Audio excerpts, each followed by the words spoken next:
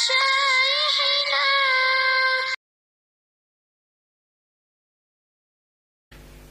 Maka Nabi mengatakan sebaik-baiknya doa alhamdulillah. Jadi kalau orang itu mengucapkan alhamdulillah, maknanya segala puji bagi Allah,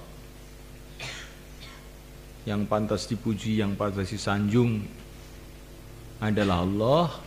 Karena apa? Karena semua kebaikan itu dari Allah, maka yang pantas dipuji adalah Allah. Sama juga dengan minta segala kebaikan untuk dirinya. Nah, begitu. Jadi alhamdulillah itu kalau dirinci, ya Allah, segala kebaikan adalah dari Engkau, maka hanya Engkau lah yang pantas dipuji. Maka hanya Engkau lah pantas dipuji, maknanya berikanlah aku segala kebaikan. Jadi gitu, makanya alhamdulillah itu jadi sebaik-baiknya doa. Maka kamu perbanyak alhamdulillah, alhamdulillah, alhamdulillah sebanyak-banyak. Di samping juga alhamdulillah itu adalah merupakan bagian dari syukur, dan syukur itu akan mendatangkan tambahan kebaikan. La in syakartum lazidannakum. Kalau kamu syukur, Allah akan tambah. Tambah itu bukan mesti jumlah, tapi kadang-kadang yang ada itu Allah tingkatkan gitu loh. Ini pokoknya ditambah kebaikan, nggak tahu bagaimana Allah menambah.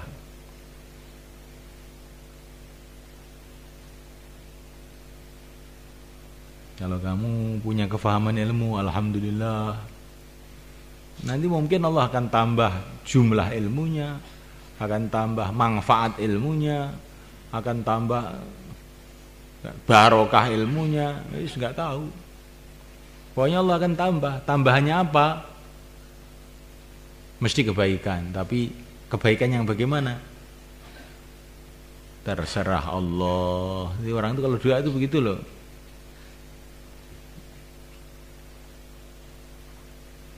Saya sudah punya uang, saya alhamdulillah kok nggak tambah-tambah tuh nih. Oh, mungkin uangnya nggak tambah, tapi manfaatnya sih tambah.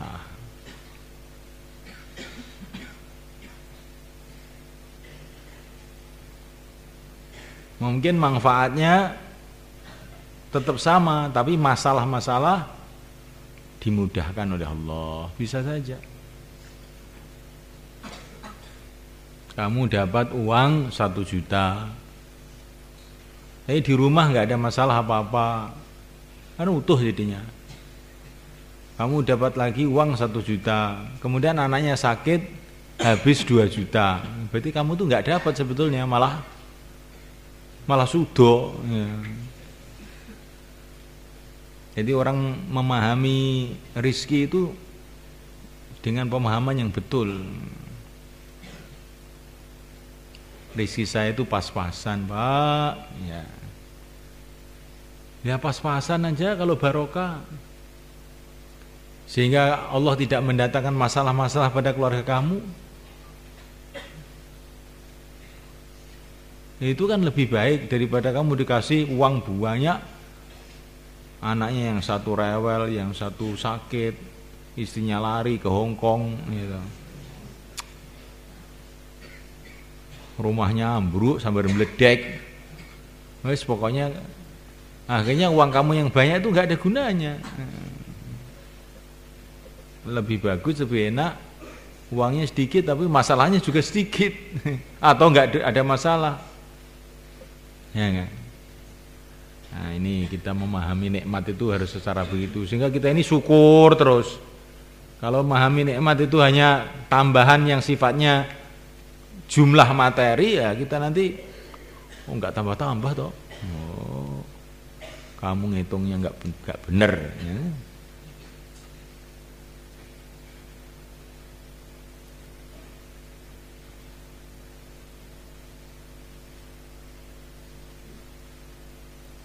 Gaji pegawai negeri dinaikkan. 50%, gitu.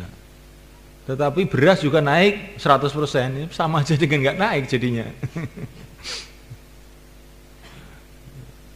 Jumlahnya naik, tapi hakikatnya nggak naik. Ini cara berpikir yang bagus sehingga kita bisa syukur. Nah kalau kita memahami nikmat itu begini, kamu duduk di sini juta-juta nikmat datang itu. Coba kamu lihat diri kamu itu. Kamu nggak kebelekan batu dari langit juga sudah nikmat. Kamu tidak murus juga nikmat. Kamu tidak gendeng juga nikmat. Kamu tidak saya pukuli juga nikmat. Nah. Jadi kalau dihitung tidak begitu, jutaan nikmat itu ngitung nggak bisa kamu. Tapi kalau kamu ngitung tambahan yang bisa kamu materi, tambahan materi, saya belum punya uang, saya belum punya, uang saya kurang ini, kamu akhirnya nggak syukur. Orang itu hitunglah yang sudah ada dan hitunglah musibah yang belum mengenai kamu dan semoga tidak mengenai kamu. Saya sudah punya kuping, saya sudah punya hidung, saya sudah punya mata. Itu kan banyak jadinya. Kalau saya belum punya kaki yang ketiga, kaki keempat, itu nanti jadi kambing kamu jadinya lama-lama. Kalau musibah yang tidak kena kamu hitung, saya tidak kepelindes sepur, saya tidak dipukuli orang, saya tidak gudikan, saya tidak jerawatan, itu nikmat besar loh, gak jerawatan. Kemarin santri saya suruh amalan kemarin siapa ya, itu sudah agak sembuh kelihatannya jerawatnya. Jadi nikmat itu kalau kamu hitung begitu jadi banyak sekali, nggak bisa dihitung. Akhirnya syukur, kalau syukur oleh Allah ditambah kebaikan.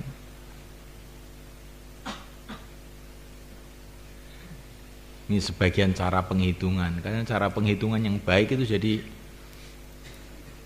jadi pemahaman yang baik, akhirnya mendatangkan tindakan yang baik. Kalau ngitung yang keliru, wah serepot.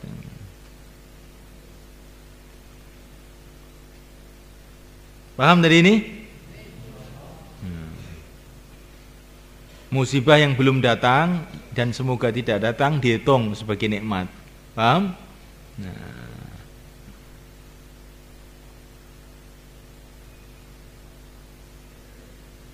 Nikmat dihitung yang sudah ada, jangan dihitung yang belum ada. Nanti kalau yang dihitung yang belum ada, kaki kamu jadi 4 nanti lama-lama.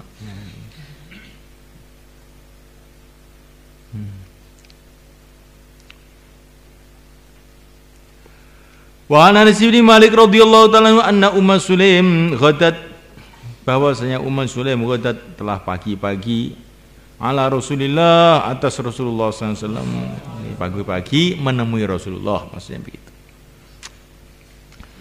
Faqalat, maka dia mengatakan, alimni, ajarilah aku kalimatin, kalimah-kalimah aquluhunna, yang aku mengatakannya fi sholati, di dalam sholatku. Masyaallah. Faqala, maka Nabi mengatakan, kabbirillah, takbirlah kepada Allah asyran 10 kali, wasabbihi, dan bacalah tasbih asyran 10 kali, wahmadi, dan pujilah Allah asyran 10 kali, summa salima syi'ti, kemudian mintalah apa yang kamu mau. Yaqulu, maka Allah akan menjawab, na'am, iya. Mau minta apa kamu? Masya Allah. Jadi kalau mau doa, Allahu Akbar 10 kali, Alhamdulillah 10 kali, Subhanallah 10 kali, Alhamdulillah 10 kali, kemudian doa, maka Allah akan menjawab, na'am, iya. Tapi juga sudah sering saya katakan, Allah menerima doa bukan mesti seperti yang kamu pikirkan. Allah itu menerima ya menurut kehendak Allah, menurut kebijaksanaan Allah, menurut ilmu Allah yang kita tidak sampai. Yang penting pokoknya pasti setelah doa ini pasti akan ada kebaikan. Kebaikannya bentuknya bagaimana? Itu terserah kepada Allah. Maka tidak boleh orang mengatakan ini sangat buruk. Orang mengatakan saya sudah berdoa tapi tidak ada hasilnya. Orang yang mengatakan begini ini doa-doanya tidak akan dikabulkan. Jangan sekali-kali kamu mengatakan saya sudah doa, sudah buat amalan kok belum datang nusratullah. Oh, kamu jangan bilang begitu. Itu namanya suudzon kepada Allah. Pasti sudah datang kebaikan, tapi mungkin kita tidak paham.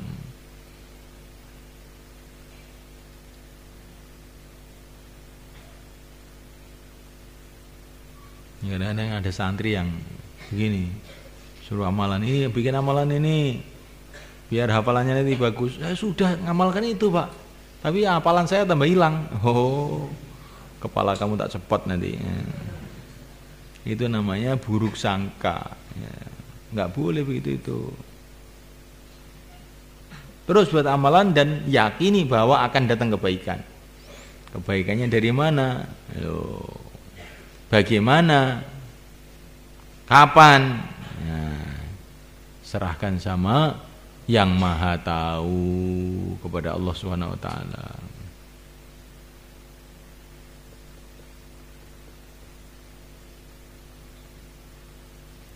Ana inda dzanni abdi. Dan orang itu kalau sudah husnudzon, baik sangka sama Allah, nanti akhirnya itu mesti baik.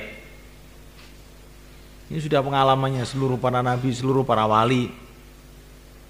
Pokoknya orang itu kalau punya sikap baik sangka aja kepada Allah, apa-apa kejadian mesti ada hikmah nih, mesti ada hikmahnya ini, mesti ada kebaikannya. Terus begitu, nanti orang begini ini akan bernasib baik. Ini tanda-tanda. Saya itu suka ambil karguzari orang-orang dakwah di markas tuh. Orang kok saya tanya, "Gimana mahalah kamu?" "Alhamdulillah, Pak. Bagus." Nah, ini alamat ini kita. Nanti tidak lama akan meningkat itu. Tapi kalau ditanya, "Gimana mahalamu?" "Wah, susah, Pak. Tempat saya itu hatinya keras-keras." Nah, ngalamat ini ngalamat masih banyak musibah yang akan disiapkan ini kelihatannya. harus banyak istighfar, orang yang begini harus banyak istighfar, karena itu berarti buruk sangka. Yang kita belajar husnudzon kepada Allah, husnudzon kepada hamba-hamba Allah. Bagaimana husnudzon kepada hamba-hamba Allah? Hamba Allah itu yang menggerakkan Allah. Kamu husnudzon aja. Ya, kalau ada maling datang ke rumah saya husnudzon gitu Pak. Bukan? Iya, husnudzon. Kadang-kali nanti maling itu akan mengambil harta-harta kita yang haram, yang akan jadi masalah kita di akhirat. Jadi kita husnudzon saja sama maling itu. Tapi kamu pukul malingnya itu, jangan biarkan aja. Saya ini husnudzon sama kamu, tak tempeling dasmu kamu. Nah, gitu. Jangan kamu biarkan aja. Tapi husnudzon.